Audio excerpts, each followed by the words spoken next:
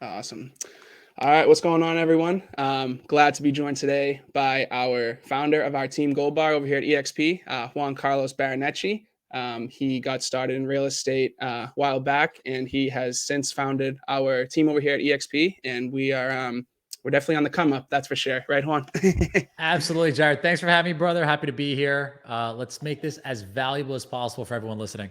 Absolutely, man. Absolutely. So, before we get into anything, just tell us a little bit about yourself here. A little pre real estate kind of backstory. Absolutely. So pre-real estate, I graduate high school. I have no idea what I want to do with my life. I look at my family tree. Everyone's an attorney. So I say to myself, well, maybe I'm destined for law.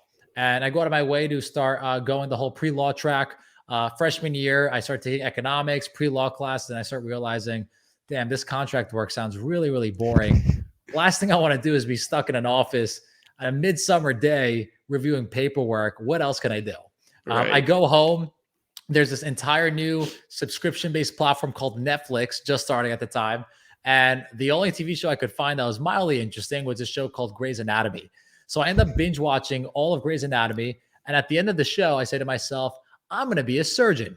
So Juan at the time decides to go ahead and transfer to go to one of the best state schools at the time for pre-med. I transfer my, my college application over. I get accepted, I think, sophomore year.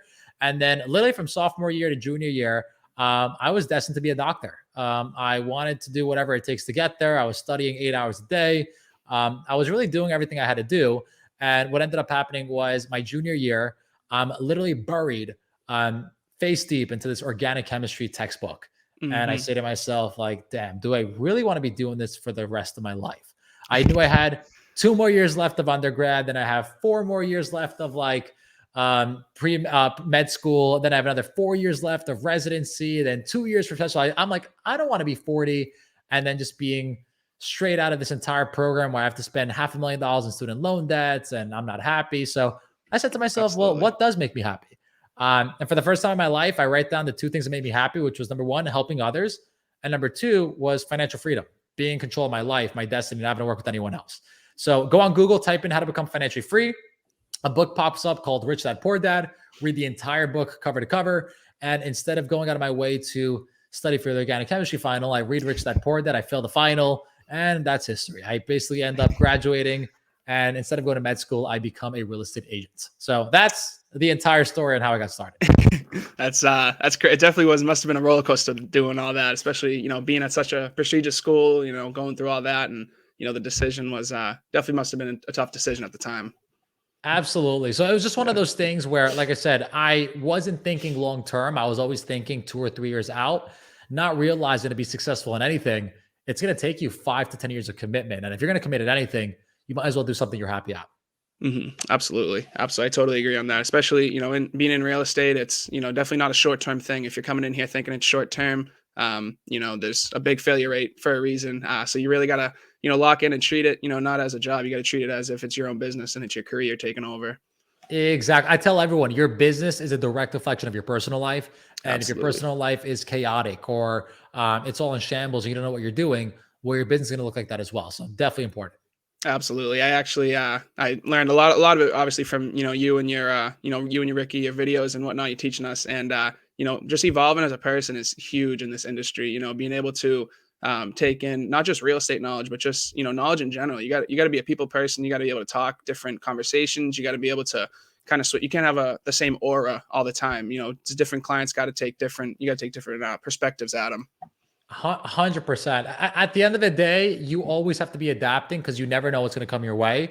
I always tell people you want to change your relationship with how you see failure, because if you have this fear for it and you're trying to avoid it, you're really avoiding growth.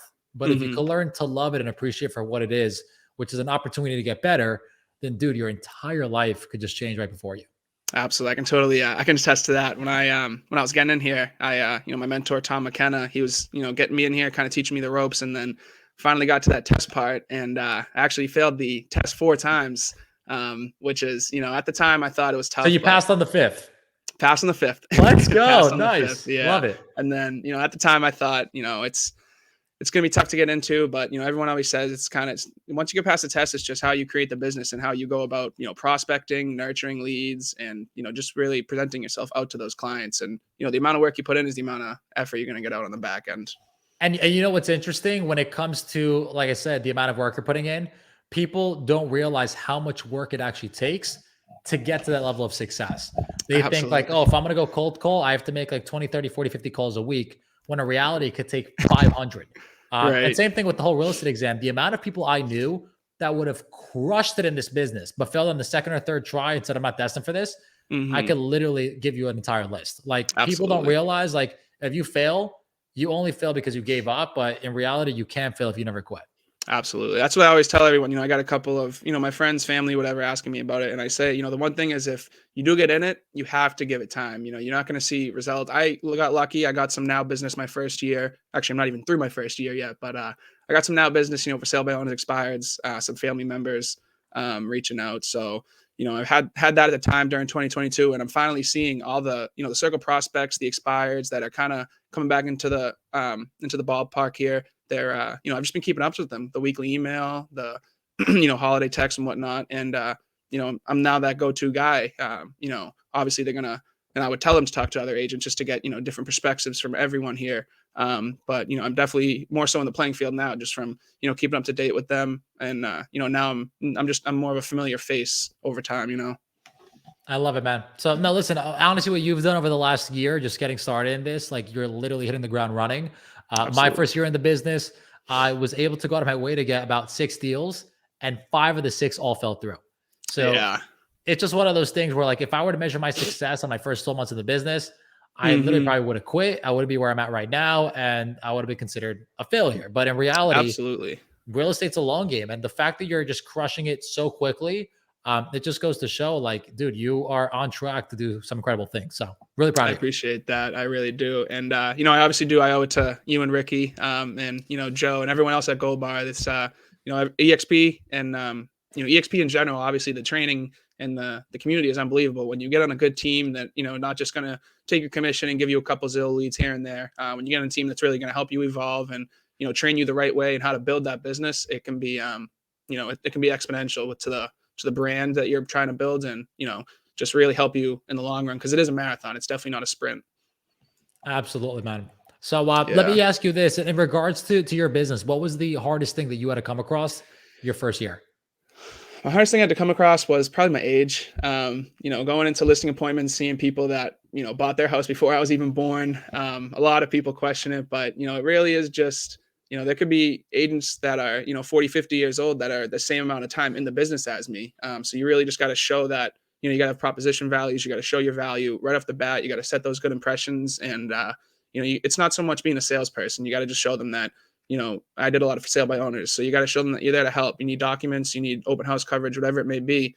I'm your guy. And when it comes to it, more power to you if you do get it sold on your own. But down the road, if it ever comes to it, I'm here. You trust me, and you got an agent that's gonna help you fight for the every penny and nickel down the road.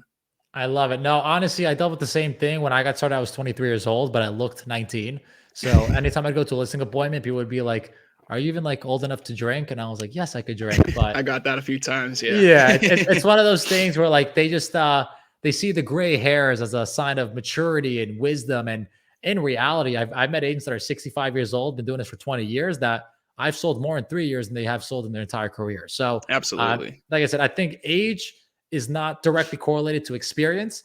And Hmm. if you could highlight that, as a newer agent, or maybe if you don't have experience, you could highlight your work ethic, your ambition, your drive. I always tell Absolutely. everyone, do you care about how old I am, or do you care about how hard I'm going to work for you? Well, I can Hmm. promise you I'm going to outwork that other person by tenfold. So that's a Absolutely. nice little objection handler for anyone listening. I actually ran into that in a listing appointment. It was funny. I was on a listing appointment with another agent. It was kind of more so an open house, but I gave him my pitch, and me and the seller sat down. He was watching TV. We were just sitting there chit chatting. Another agent came through, and I didn't have a listing at the time, so I was like, I'm not losing this one. I got to stay here. And we walked through the house with the agent, and he was kind of trying to sell. I'm friends with him now. He's a very good guy. But I kind of just I didn't have too much listing experience. So I saw kind of the approach he took. I just took a complete opposite approach. I was just there to help. I was just there to guide him. For sale by owner, I offered him a few open house signs for his open house, trying to do it himself. I offered to host it, and I just made a connection. I got lucky. We both fought in the same tournament, the Lowell Golden Glove, so we had definitely had a couple connections. But I at the love end of the it. day, that's all it really is. The people are gonna. It's definitely a long, not a short process. It could be a short, but most of the time it's 2 or 3 month process. So they're gonna be hearing from you a lot. They gotta be comfortable in the relationship. Something when it comes for sell by owners and expireds is people don't realize that there's a lot of situations where at times you can't really control what you're saying and you can't really convince them to work with you. Like I've come into Absolutely. situations where I've given for sell by owners the best value propositions. I've shown them how I'm going to help them make more money. I've helped them really just understand the entire process on marketing and sales and everything to the point where like they even are aware, yeah, like I'd make more money selling with this guy. However, for sell by owners have like this little chip on their shoulder where they want to do it Hmm. on their own. So that's something Absolutely. I learned over the years where it's not so much about trying to convince for sell by owners that working with an agent is better because most of them actually already do know that. It's Hmm. about staying in touch with them throughout the entire process until Absolutely. they are ready to finally wave the white flag and work with someone else. And I think the stat is what 87% of people end Yeah. up working with an agent. So it's only a matter of time.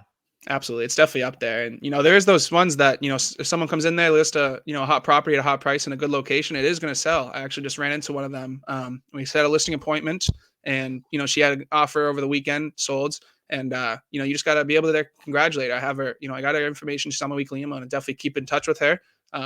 See how she's like in the new property, see if there's anything I can do, give her any recommendations. Maybe she wants to do some updating on a new property, whatever it may be. But you just got to be there and not so much be a real estate agent, more so a friend down the Yeah. road. Throw them. I know, like you said, like the VIP list. You get them on that.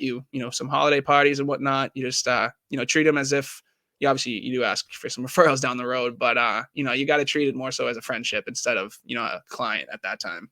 Agreed. I learned that from Gary Vaynerchuk with I think his book is Jab Jab Right Hook, where Hmm. you're just adding value over a prolonged period of time, and then when you do go for the ask or the hook, and you're saying, "Hey, send me a referral," it's after you've been staying in touch with them for 6 to 7 months. It's after you Yeah. sent them the email, the newsletter, the text, all that stuff. So it's just a whole different way of doing business than just saying, "Hey, you ready to buy or sell?" every 10 minutes. You know. Absolutely, absolutely. I've even had clients say too. I did a lot of follow ups during the holidays, and I had clients tell me, where we had some talk around the holidays. We're thinking maybe of doing something, or maybe an uncle or cousin was thinking of getting into town, whatever it may be. And a lot of them say, you've been the one following up. A lot of other agents have just been so high pressure. I have agents that I did 5, 6 deals with back in the day, and they don't follow up. It's just you gotta be on top of them as much as you can without getting them over the edge and annoying them to a point. That's it, man. It's all in the nurturing. It's not that real estate agents don't know how to lead generate. It's that they don't know how to follow Mhm. up correctly. And that's a lot what we're doing with Goldbar is we're teaching them the systems to automate that entire follow-up process. So at number one, it's not really like sales pressury and it's not really too aggressive. But at the same time, you're just not calling them once every year as well. So I Absolutely. think a good combination of email, text, and voice is the perfect synergy to go ahead and nurture people. Absolutely. And you're obviously gonna hit those bumps, people, unsubscribing people, this and that. But like you always say, everyone does it at some point. Every, Monday morning at the office, whatever, you're unsubscribing from a few chain emails, you clean out your inbox. Yeah. And Don't take it you know, personal. Just touch them to absolutely. another channel. They can't unsubscribe from your voicemails. They Hmm. may not watch emails or open emails. They may just look at text. So you're gonna find Hmm. different channels for everyone. Heck, my mother's unsubscribed to my emails. I don't take it personally. Why? Because my father, Exactly. my father still subscribed to my email. So Right. listen, you're gonna get one out of two anyway. Right, and it comes to a point, if you're not thinking about buying any cars or you're not thinking about buying something and you come across an email, you're not gonna open it. But the second you're like, oh, maybe, 2, 3 months down the road, kind of want to jump on the 8 ball a little bit early, you're gonna start opening those. It's just with consistency, you're gonna see the numbers come into play. Exactly. Yep. Definitely, definitely. So you're not in production anymore, are you? No, I haven't been in production for about 2 years. That's Uh, crazy, man, to think Yeah, about. last year our team sold about $100 million while I worked less than 5 hours a week. And That's awesome. I don't say that to brag. I say it to like let people know that it's possible to run a team Absolutely. without being there, and that there's an opportunity more now than ever to build systems through marketing and sales and operations to really build a business, not just a job. So Yeah, I took my last listing like in 2020, right during the pandemic, and since then my team's been kind of running on autopilot. It's crazy, man. Because you're in Orlando and your team is in Soho. Well, no, what's funny is we do a lot of Manhattan listings in New Okay. York, but I have a team all throughout the five boroughs in New York, and then we do Tampa, Miami, and Orlando as well. So it's New York and Florida. But yeah, I Yeah. live personally in Orlando. Sweet. Yeah, you got a lot of hot markets over there. That's for sure. Oh yeah. Hmm. Yeah. Now, did you kind of go into this thinking you were gonna create this team and all this was gonna happen so quick, or did you kind of go into it? Because I know I've seen obviously from your Instagram captions you kind of have your story up there a little bit, and first year was a little bumpy, and then you kind of just out of nowhere just took a skyrocket right up to the moon. Honestly. The thing that kind of helped me propel, right, and kind of take that skyrocket was getting a coach. So Okay. my first year, I sold one house. I made around $6,000 in commission. I was on borderline of ready to quit and do something else. And then my mother kind of gave me the advice, like, Juan, like obviously there's someone out there that's doing very well on this. Why don't you just go out there and pay them to teach you how to do the same exact thing? And I said, well, that's genius. But let me not go to the local person. Let me not go to the regional person. Let me go to the best person in the country. Hmm. Issue was when I reached out to this person, and coincidentally, I heard of him from a podcast. I forgot the name of the podcast. Super Agents Live, Toby Salgado. That's the name of it. He was interviewing Sean Kokoska. And I was listening to the podcast at the gym, and this guy, Sean, was like a wizard. I was like, he built a mortgage company, he owned his real estate team, he had a construction, he was doing development. Like he had something that was so vertically integrated that I said to myself, if I want to learn from anyone, I want to learn from this guy. So I literally cold called him. And like I said, the price of what I paid for that coach was very expensive, but it was worth every single dollar because what I got was basically 2 to 3 years worth of wisdom that I would have had to figure it out on my own. So Absolutely. we built out a predictable way for me to generate business, which for me was doing events. I realized I was very social and I was not shy of going out there and meeting people. I wasn't getting really good traction on the phone and I didn't really want to door knock. So I started putting together investor events and I would go on Eventbrite and I would host these investor meetups in my town. I'd invite CPAs, attorneys, mortgage lender, title companies. I'd organize the entire thing. I'd raise sponsorship. I'd get it covered. But what I would get was 60 to 80 people attending these private events, and every single lead went to me. A Hmm. lot of those people turned into buyers. A lot of those people turned into sellers. They're still clients today. And I built my business the second year, literally through networking, events, and organizations. And I was able to do multiple six figures in GCI. So Hmm. the whole skyrocket was me just kind of figuring out what is my strategy? Yeah. Where am I getting my Absolutely. lead source? What is that lead source going to be? And then how do I start nurturing and converting that lead source into actually high paying clientele? And once I figured that out, really it's just more leverage. It's how do I get on Absolutely. my way to start hiring staff, build out systems, and implement the right structure to go out there and scale it. And then we started scaling pretty effectively from there. Absolutely. And I know you've you've touched on this a little bit in your scale to seven figures presentation, but just for the viewers, when do you think it is that right time to kind of make that switch over from being that go-to guy with everything to maybe I don't know if you started with a showing assistant or an in-house assistant or kind of when was it? Yep. Did you know it was that point there? Really good question. There's 2 points, right? Logically speaking, it's going to be at around the $100,000 to $300,000 in GCI. Okay. That's the point where you're taking on a good amount of clients, but you're usually doing everything from showings to transaction management to paperwork to marketing. Hmm. Um, Mentally, it could come sooner. If you feel Absolutely. that you're in a place where you have a good amount of money in the bank and you've done 50K in GCI and you want to go out there and hire an assistant, honestly, I think this earlier the better. So Hmm. I waited too long. I waited till around 200, 250K in GCI. I wish I hired someone at 80K, but Hmm. you have to feel comfortable hiring that person. And when it comes to hiring, people always say, well, I don't know if I could afford an assistant yet. And the reason you feel you can't afford one is because you're looking at the salary from a yearly perspective. Remember, when you hire someone, you don't pay them the entire year's salary up front. You Yeah. pay them month to month. And when Hmm. you break it up over 12 months, well, you realize you can't afford not to hire them if you're spending 30, 40 hours a week doing non income producing activities. So, to answer Absolutely. the question, I'd say the second you get to 100K, really highly start considering hiring a VA or an actual in person transaction manager. Um, or if you're fortunate enough to close a couple of deals and you could afford 6 months worth of salary up front, then put that money in the bank, use that as a nice little insurance policy to make sure you can pay someone and hire someone right away. But you really Absolutely. can't go wrong on the hire Worst thing that happens is you lose money, but you actually level up as a business owner because now you actually have experience in the hiring process. Absolutely. And the one thing too about that is I feel like it kind of not so much puts your back against the wall, but you got someone under you that you gotta, if you're not gonna pay him, you gotta have a valid reason to fire him, and the valid reason can't just be that you're not making the money.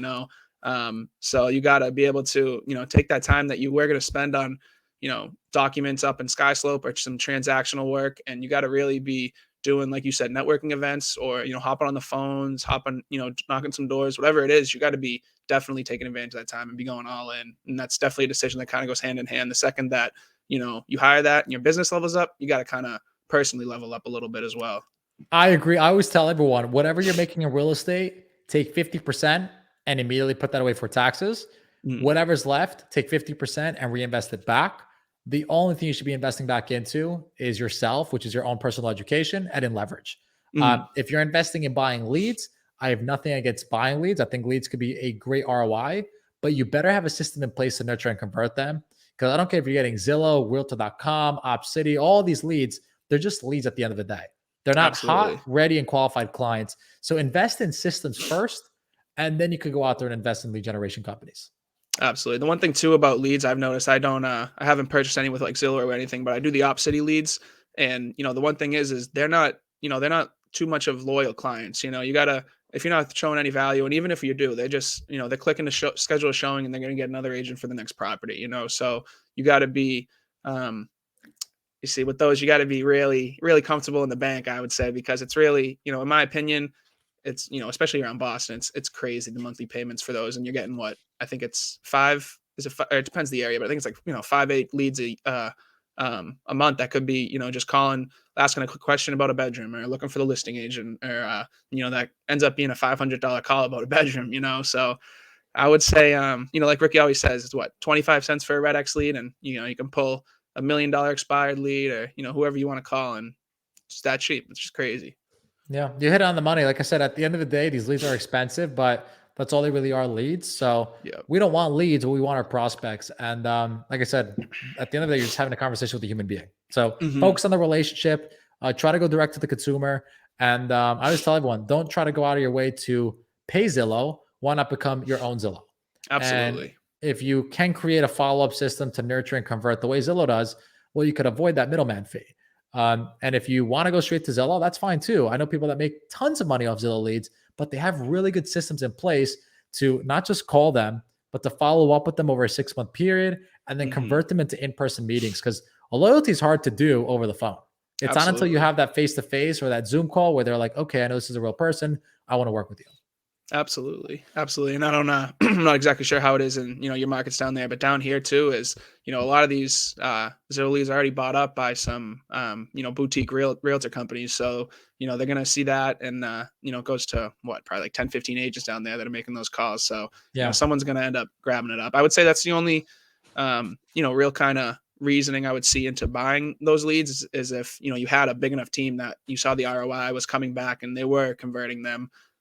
But being a solo agent, or even just being a quick partnership, or a quick 3 team, I really don't see the benefit in it, to be honest. But it's always trial and error with everything. If you kind of see that it might be something you want, you might end up making some money off it. So definitely, don't take my word on it, but if you don't make any money on it, don't say I told you so. I love it, man. I'm on the same page as you. Yeah, absolutely. I just want to touch a little bit on, because obviously you touched on this a lot, is just kind of how your everyday habits, not just so much in business, kind of correlate to business. You wake up, your morning routine, right into your work day in the mornings, and then kind of your day on that. How big of a kind of kind of a jump did you see in your business when you started taking your personal life and kind of evolving it so much that your business was benefiting it from? So I think it was probably the biggest factor in what made my business change. I remember when I was 23 and just getting started in this business, I had no routine whatsoever. Mm, It was watching Netflix up at night. There was no goals that I had planned out. It was just me kind of winging my day to day. And then when I started getting coaching, and my coach told me start mapping out the next 5, 6, 7, 10 years, it wasn't until like, whoa, like I never thought that right. far out. Now I have to kind of start doing something. So when you Absolutely. think long term and you reverse engineer that goal, you could actually reverse engineer a 30-year goal down to a day. Mm, And I think that's where people get a little bit confused. It's they're going around their entire life winging things when in reality, you could put a lot more structure and systems into your day to day to hit these long term milestones. So absolutely. 24, 25 years old, I start getting a lot more goal oriented. I start waking up earlier. I tried the 5 a.m. thing. I did it for a while, but I realized for me personally, it wasn't sustainable. I like getting 8, 9 hours of sleep. And you're Mhm. doing the 5 a.m. thing, you got to be in bed at 9 o'clock every single night. So Yeah. I realized I'm more of a 10 o'clock, 10:30 person. So I try to make the alarm for around 6:30. And Mhm. 6:30 for me has been something that's very consistent. I could get up early enough so that, like I said, I could get stuff out of the way before 9. I think the most productive hours of the day are 7 to 9 a.m. because no one's really calling you and you really have a lot Absolutely. of time to yourself. And I use that time literally just to work. I Absolutely. used to work out in the morning, but then I realized working out in the morning for me took up a lot of the personal time I could have been using working on my business. So I actually work out now during lunchtime. Like I go to the Mhm. gym every day, 12 to 2. And that's really been my thing. Like my power mornings from 7 to 9, and then my gym from 12 to 2. That kind of is kind of like the foundation, and that's Excuse blocked me. into my entire calendar throughout the entire week. And Mhm. then, really, like I said, from there, I put in productive activities, consultations, podcasts with you, social media content creation, doing any important events and meetings with my managers, and then scheduling other things. But I think having a routine is going to be really the only thing that holds a person back from really getting to their goals long term. Because if you think about it, building a business is super simple. You're doing the same three things every single day. But Absolutely. if you're not doing those three things that are productive and making you money, Someone then else's. someone else is, or you're just wasting Exactly. time throughout the day. So I think getting your Absolutely. routine in order is absolutely crucial. Absolutely. I think that's, such a big thing is just, once you write down those goals, you put in work clothes on those goals and, you can't just write them down though. Like you said, you got to reverse engineer them. And once you reverse engineer them, you realize that they are, they're attainable, but it's going to take some work. It's not just going to fall into your lap. So you got to, be willing to kind of, put in all that work and you got to realize that, this could be done in, scratch 30 years. This could be done in 10 years, but I got to really put my head down and really get into work. And then at that time, you got to weigh out the pros and cons. You got to sacrifice a few years, but in the long run, it's really going to be worth it. Like you said, everyone in this business is kind of chasing something, and a lot of people don't know what it is. But once you get back that financial freedom like you have right now, you can just do so much more. You can start new businesses. You can change aspects of your life. You can get into new hobbies. You can give back to the community. There's just with time and time is money, and with freedom you definitely get a lot more that you can offer to the world, which is I love good. it, man. Absolutely. Absolutely. Absolutely. But yeah, I appreciate you coming on, man. I'll let you get to your busy day here. Any last words you want to say to anyone, any of the viewers here? I will say this, like I said, it's been great working with you and having the opportunity to mentor you and coach you and train you. We are offering out Goldbar and everything else that we've done as far as training and a coaching platform to really anyone in the real estate community. We don't really care which company you're with or which brokerage you're a part of. But if you're interested in learning more about Goldbar, go ahead and go on goldbartraining.com. And essentially, we're a training and coaching platform for just $49 a month. And our goal is really to make real estate simple. It's to give you the systems and the templates you need to go from 0 to 6 figures and then 6 to 7. And we want to make it so that you can get to your goals as fast as possible. And if anyone ever wants to reach out to me or has any questions, I think Instagram's the best way. My Instagram is Juan, Juan, Gold Bar. And I answer all my DMs. I stay in touch with people. So yeah, just happy to help give back value and help anyone kind of shortcut their way to success. Absolutely. And I can definitely attest to that. Me, coming to this business, I was straight out of HVAC, just, 10 knocking myself away. And I didn't really know much about it. And I wouldn't say that, everyone always says, oh, you got to get with, like I said, a local brokerage. You got to, find this and that. But, coming to EXP, everyone always says it's, a lot more for seasoned agents bringing that team. But when you can come in here and you get on a great team with that seasoned agent, you're learning already how to do that while you're learning all this stuff. And it's definitely, definitely scaled my business to a very comfortable, first 7, 8 months for me. And I definitely see nothing but growth in the future. So I appreciate that from you, Ricky, Joe, and everyone else over at the team there. Especially the platform, anyone watching this, if they want to get that $50 a month, you can buy, that's a dinner over, a It's couple a nights of Chick-fil-A takeout. meal. Depends what you Exactly. order. Exactly. And it's definitely worth it.